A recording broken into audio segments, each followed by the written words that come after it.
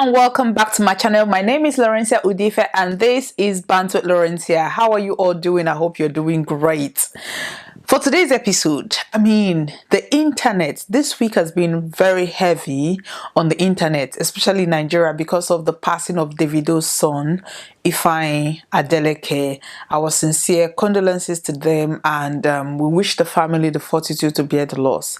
And at the back of this, a whole lot of things has come up on social media. People expressing their anger, people expressing a whole lot of things.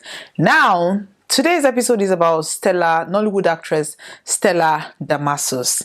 And Stella Damasus, she started acting in the early 90s, as far back as 92. She has acted in so many movies with notable Nollywood actors and actresses at the moment. So Stella is a veteran Nollywood actress. She's an multiple award-winning actress, and people loved her because she's so sweet. She has a sweet personality, the good girl kind of vibe, and people were drawn to her. So Stella got married in the late 90s to the late Jaye Abodorin, and although they were very happy, they have two lovely children, but Jaye's family was kind of accusing Stella, because then Stella, is a Nollywood actress, or was a Nollywood actress, and they had issues with that because they said she there was infidelity accusations at that point. So they were living happily together, and then in 2004, Jaye slumped and died, and this was so devastating. Everybody was rallying around Stella, and she was a very young, she married very early. They met when she was a teenager. She married very early. They had their children very early. Stella is about 45 years old now, so you can imagine in 2004 how young she was to be a widow at that point in time. And then Jaye's family were not cutting her any slacks, because they were like, in fact, there was a movie, Widow, that she starred in, and according to the story, they said the movie is more like her life story, but nobody knows the whole truth. But according to the story, she played that character very well, that people were kind of relating her life to that movie. But she's an actress, so you cannot even start saying, that was her life. So after the death of her husband, the late Jaye Abodorin, Stella started dating again after 3 years. She met one in Zeribe. They got married, and the marriage only lasted for like 7 months, because allegedly there was infidelity issue on both sides. Stella was like alleging that he was verbally abusive to her and all that. So people were still seeing Stella, this sweet girl. Oh my God, her husband died. She met this person that was bad to her and all that. So she was still like the Nollywood sweetheart at that point in time, because, we had the likes of Omotala Jolaje Ekende, who was married, but was playing kind of the Aristo kind of roles. We had Genevieve Naji, who was single at that point, but was playing I Snatch Your Boyfriend kind of roles. But we had Stella. Stella was always playing the married woman, the sweet, wife and all that. So people really was drawn to her personality. So after her marriage in Zeribe crashed, Stella was still very active in the movie industry. She was still getting roles and all that. In 2011, rumors started flying that Stella was dating a married Nollywood producer, Daniel. I can't even pronounce his surname, so I don't want to spoil the whole thing. I'm not even going to try. And Daniel was married to Doris Simmons, and they both had a son. And people were like, Doris came out because, according to Doris, Stella was her friend. She took Stella in after the whole fiasco with her second husband. She was trying to get into the Yoruba movie industry, and Doris was kind of trying to help her, because her husband was a very massive Nollywood producer at that point. But Doris started suspecting that Stella and her husband, something was going fishy with Stella and her husband. Stella denied it. Daniel denied the whole rumor. People were thinking Doris was, crazy for thinking that Nollywood sweetheart Stella Damasus will be dating a married man, her husband for that matter. In 2014, Daniel and Stella made their relationship public. People were now scratching their heads. And then Daniel was still actually married, but then he was now demanding separation from his wife because, they couldn't keep it secret anymore. Doris came out and cried that, you see what she has been saying all this while, that Stella has successfully snatched her husband. Everybody was angry because, this is Nollywood's sweetheart, and they have suspected that they have heard that she was dating a married man, and she had denied it, and people believed her. So people felt betrayed, like, Stella, we trusted you. How can you do this to us? Like, why would you even date a married man? You've been married before, and you know how hard it is to stay in a marriage. Why would you do that to another woman? Stella came out and said she did not snatch anybody's husband, though, that Daniel is an adult. He chose to leave his wife and follow her. That even angered a whole lot of people. I mean, she went from Nollywood sweetheart to a husband snatcher to a home breaker to... People can turn on you, especially fans. Fans can turn on you, and they turned on Stella. They were angry with her. They were like, why would you even do this? And because Doris was always online crying, oh my God, my husband, my marriage has ended, my home was perfect, until Stella came and, pulling the heartstrings of people. Finally, the heat was too much for Stella and Daniel. They decided to relocate to America. Now, this was even more fishy because at that point, Doris was not aware that they were making plans to relocate to America. I mean, they had a son together. She had a son with Daniel. So she was with their son after that public breakup. One day, Daniel came and said, well, he wants to take the son out, blah, blah, blah. She gave him the son. And the next thing she was hearing was that Daniel and Stella are in America with her son. Doris was kind of, running around, running helter-skelter. It was a massive social media outcry because they felt that, Stella, you have taken this woman's husband. Why take her son? Even if you're going to relocate to America with him, why do you have to take her son? Or even if you guys will have to take the son, why don't you have an agreement with the mother of the child before taking that child and relocating to America or wherever you're going with that child? Stella's situation went from bad to worse because at the end of the day, they were blaming her. They said she orchestrated the whole thing. Nigeria now, they never blame the man. They always blame the woman, the other woman. Basically, Stella took all the heat. So they relocated to America. Human rights activists was involved. Everybody, all the whole Yoruba actresses carried it like a come on their head.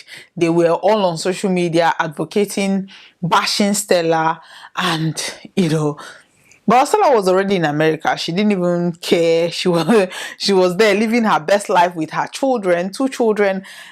The husband, because they later got married, the husband Daniel and the son of Doris Simmons.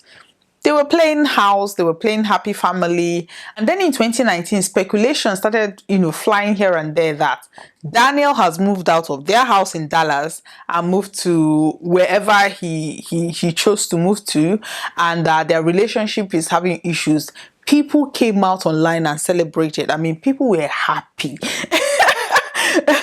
People were happy because they said, yes, karma, Doris God is working, that karma is this, karma is that, karma is catching up with Stella and all that. In 2020, Daniel actually filed for divorce, and they got divorced in 2020. Ever since then, Stella has maintained a low profile. She has celebrated her husband's birthday and death anniversary every year. Her first husband, which is Jaya Bodorin, I think that was her first love. So she, regardless of the marriage she was in, she was always celebrating him. She kept his memory alive. She kept him alive on social media with pictures and all that. And that did not change even after the whole thing. So her daughters were all grown, graduated, and then she started a segment on social media on Instagram where she does Ask Stella, a podcast. She basically called it Ask Stella, and people send in messages to ask her questions and she answers them the questions. So there was this particular lady, according to Stella, that sent her an email about her life. Basically, she got married to somebody, she saw all the red flags, but she ignored the red flags and got married to that person, and then it turned out to be the biggest mistake of her life because there were so many things that she overlooked, and then all those things came to bite her at the end of the whole thing. So she was talking about this in addition to advice to people that, don't ignore red flags. It's just basic advice that anybody with a podcast, especially if you're doing Ask Something segments, people sending questions and you sort out, you try to advise them.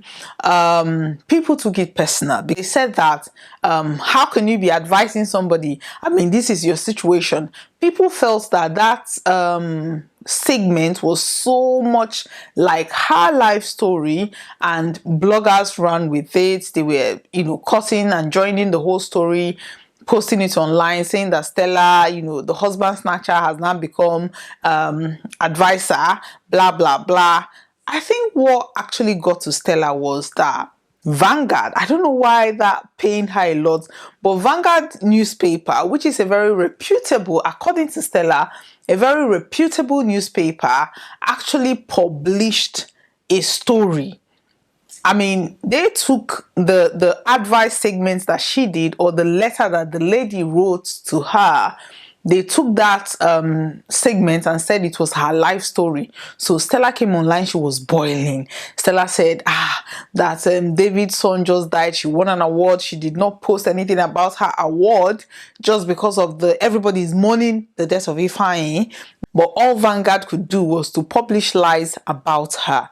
Stella was not happy. Stella made a almost 30 minutes video raving and ranting on Vanguard that Vanguard did this and Vanguard did that. I mean, I listened to her rant and all I could think about is that Daniel, who started this whole drama, Daniel has moved on. Nobody's even talking about Daniel. I mean, you are the one taking the hits, regardless of how good you are, regardless of how, I mean, she was Nollywood's sweetheart. Regardless of how you try to advise people at this point, people are always going to look at you as husband snatcher. And I started thinking, I was like, is it really worth it? If I always say these things, if a married man is coming to you to tell you, I am married, my marriage is no longer working, go and talk to the first wife. Ask ask that person, is your husband lying? Has your marriage ended? Because these people, they will come and tell you, oh, we've been separated, we're just trying to file divorce, my wife is, they will paint their wife blue, black, devil. And then you're thinking, okay, this man, all these things that this man has told me, he seems like a nice person and the wife is a witch. And then you now start dating that person, not knowing that man and the wife, according to the wife, maybe they are happily married. Maybe from her own perspective, she had a very loving husband. And then she's looking at you like you came and destroyed her happy home, while it was the husband that took his hand and, lit, pour petrol and lit the whole thing up and burned down that home. But who is going to take the rap? Who is going to take the blame of the whole thing?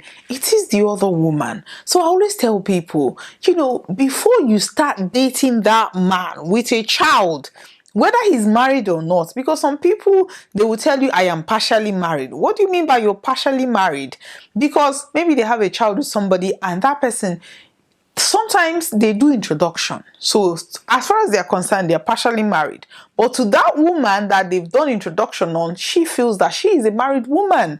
She's living with this person. She's happily married to this person. According to her own understanding, she is married to the person. But the man will tell you, oh, we are partially married. Oh, she's just a baby mama. Oh, she used the child to trap me. They tell you different stories, different lies, and at the end of the day, it is always the other woman that will get the blame. I mean, we talk about Mercy Aigbe snatching somebody's husband, but this man is a full-grown adult, a full-blooded human being that made a decision to leave his wife and follow Mercy Aigbe. So regardless of how we want to blame second wife or side chick or everything, blame the men.